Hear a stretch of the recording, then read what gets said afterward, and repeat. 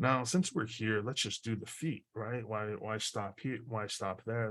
We'll take Burne Hogarth's work with the feet, and same thing. We're going to apply, try to understand what are the parts that make the whole, and how do we use that to better our understanding. To me, it's always the best way to go about learning this stuff, rather than just using sort of observational, sort of what we can see, whether it be in real life or in photographs. Now, having said that, there's nothing wrong with just going that route, but I think this is a better, quicker approach in terms of the long game, at least bettering to better your drawings of the subject matter. So I like to let's see what we can. Well, here's a good one right here. The foot. We can break down at least the bottom of the foot, which is something how many times are you going to draw this? Where you're seeing, here's the heel, right? And then you sort of have this sort of space, right? And then you have the pads, right? You have like sort of the this is going to be the where the big toe is going to go, and then you sort of have that pad here, and then of course the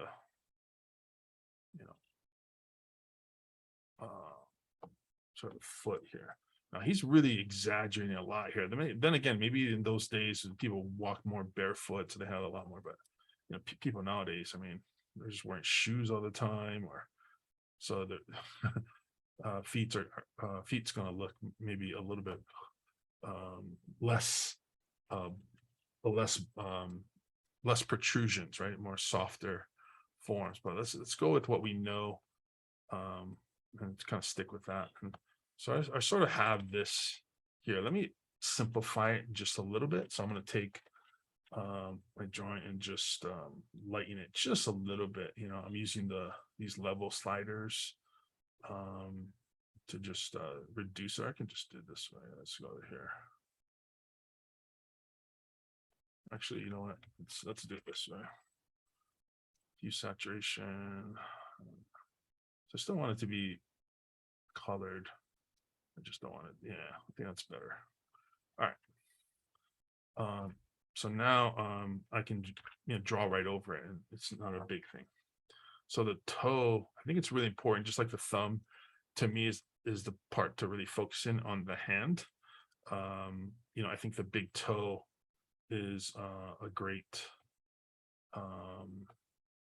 sort of indicate anchor point for the foot. I'm gonna just kind of maybe push this a little bit. Just I want to. Sometimes you want to extend things a little bit more. And he's got a really sort of bulbous. I'm kind of gonna go with that for now, but I'm not entirely sold on that. I mean, he's got sort of that. I'm trying to draw it like as if we're looking almost parallel to it. I think that's can work.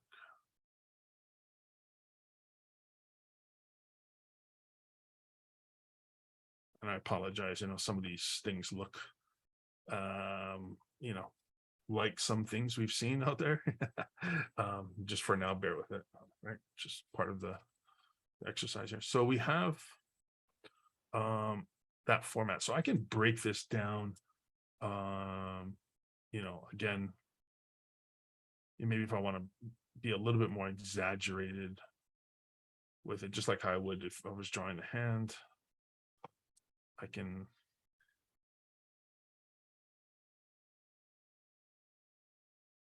All right. I'm just focusing on those shapes. I'm not even necessarily. Let's make the big toe. I mean, the middle toe have a little bit of some of the spotlight. All right. So we can kind of make, just taking those and just expanding those shapes. Remember right? We got our square, our triangles, right? We have our spheres. We have our boxes, right? And we have our pyramids, cones, and most important too, we have our cylinders. So, we can build just basically, using these shapes and these 3D forms, we can build just about anything, right? And we can switch back and forth depending on what we're trying to tackle. So let's tackle a little bit of the three-dimensionality. Now that we have sort of a base construction, we can also look at, what about the side view, sort of the elevation view, for those of you, let's see, we have some examples here. He's got any nice side views. Otherwise, I can just do it myself. This could work. Let me see if there's got any other ones in this example. There's the underside. Okay, so let's just stick with that. So we can say that here is our leg. Nice, good old leg there, right? And we have our ankle, right? We can just kind of put it there. And we have our heel. We have, I'm going to sort of wedge this. Like, it's always good to, like, what are the, the basic shapes or wedges for these forms. I like to make this a little bit more steep. I don't know, just depending on, your feet already kind of look weird. So, sometimes, right? So, and then of course the toes, and I'll just kind of create that way. So we have this sort of, like, if you can imagine, as long as we have that anchor, more or less, as far as the ankle, right? Ankle anchor. Let's give us a little bit more nuance. We have our ankle, and then we have our heel, and we have sort of that long wedge, right? Sort of the slope, and then we have our toes. If we're looking at it from the top, here's our top of our leg, and then maybe our ankle's kind of doing that, and then we have that sort of wedge. And this is where it gets wonky, right? You can kind of do, like, people with really wide feet or really long feet. It just depends. And then you have, like, sort of the big toe, and then of course the pinky toe, whatever. So, here's that heel, right? Our space for our leg where it hits, and then sort of that middle wedge.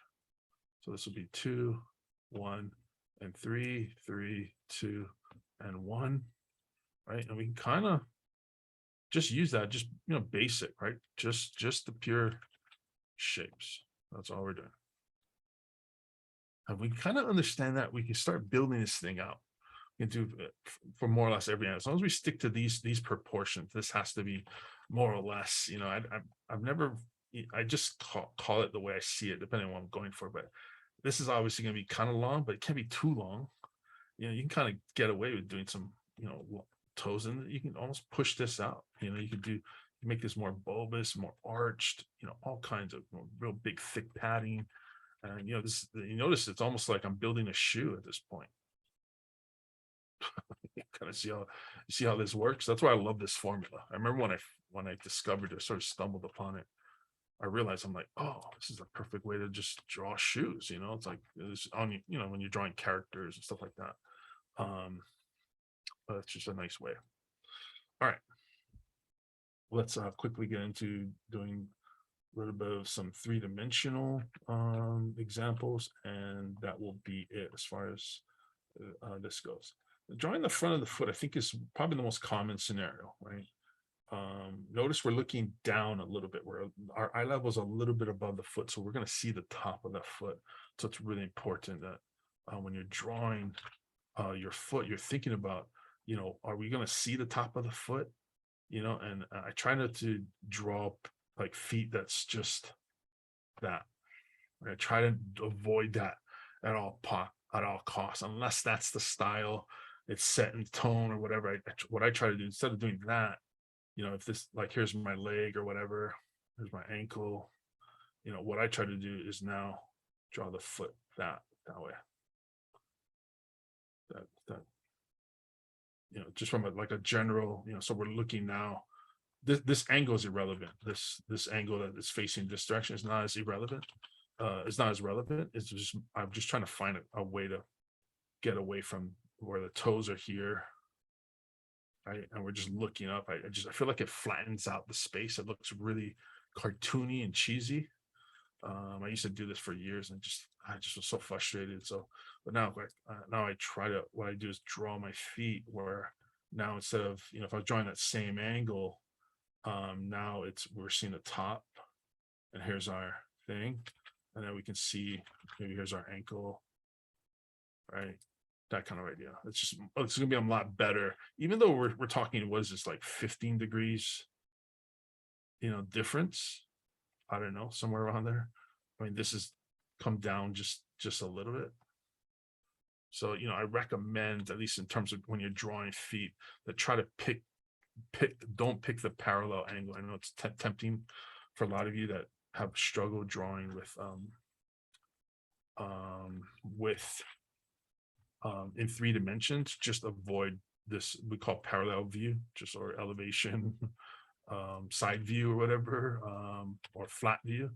Avoid flat feet. That's kind of a pun. By the way, I grew up with, I had to see a podiatrist growing up because my feet had no arches. Like my mom took me, and the doctor was just blown away. Like, oh my God, no, you have no like arches, and I was walking so flat footed, and it caused me a lot of pain. It was a lot of painful. The good news is I could never be drafted by the military. They wouldn't take in people that were flat footed like that. So my mom was actually kind of happy. So I wanted to, be in the military, but I couldn't do that. So anyway, so let's draw the feet in 3D, right? We can just pick our angle, right? Take our thing here, and you can draw our, right? I can just kind of any which way I want, at this point. It's like the thumb, as long as you get the thumb in and maybe the middle toe, I think the rest you can do whatever you want. Even the middle toe, you can almost do whatever you want if that big toe is in proper alignment,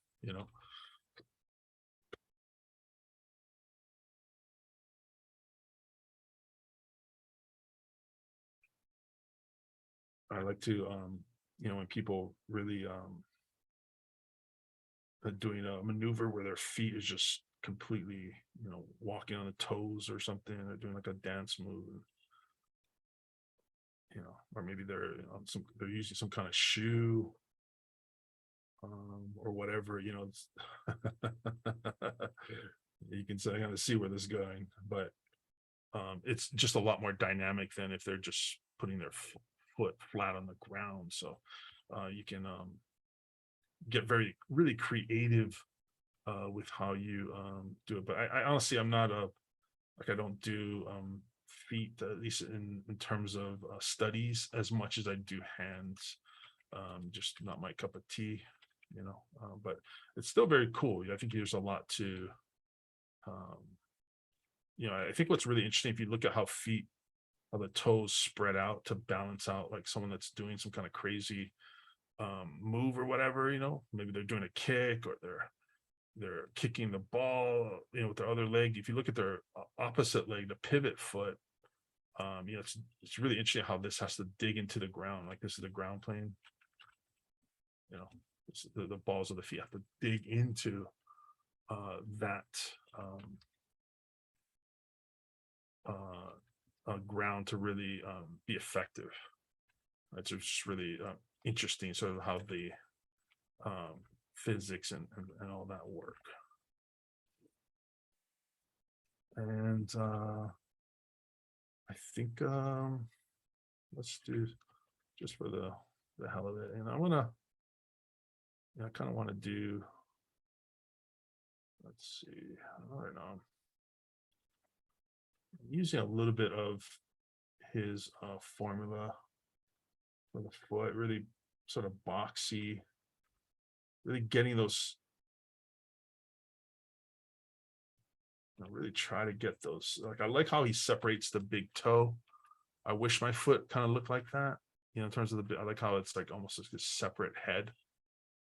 It sort of does some version of that, and then he has like this nice, the ball of the, or the knuckle of the big toe. That's just really cool looking. I just don't see that. Maybe maybe you could find that in real life. I just not haven't seen it to that degree, but it's really cool looking. So I might push that. Maybe I'm doing like some Incredible Hulk, right? I'm drawing like this behemoth character, mutated or something, and maybe I might incorporate that. So there's the pinky toe, and it's got a wide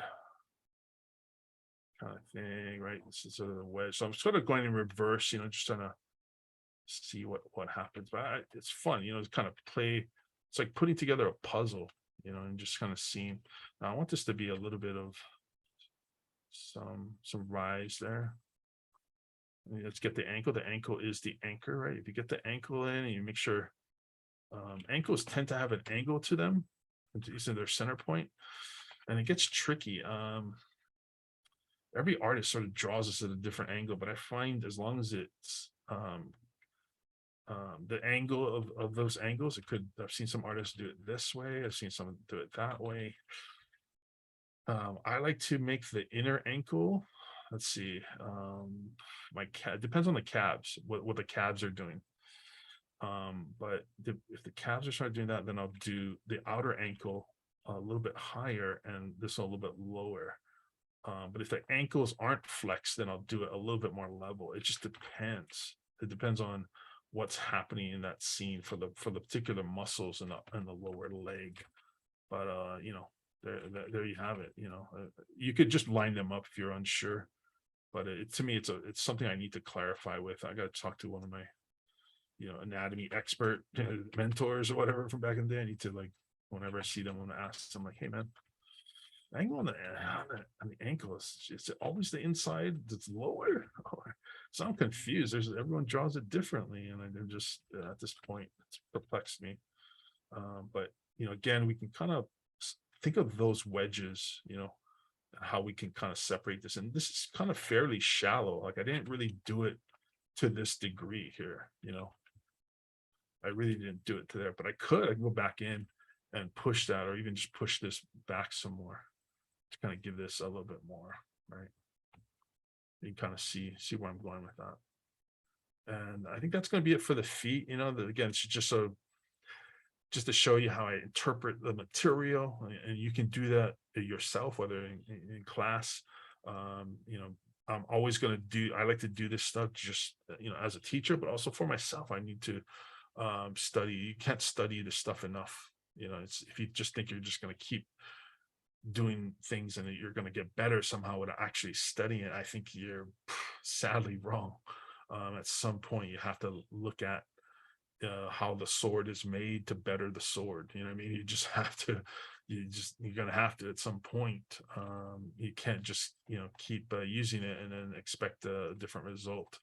At some point, you're going to have to figure that out. So, but yeah, that's going to be it. Hopefully, that served you better. I'm going to save this out and end this recording. All right.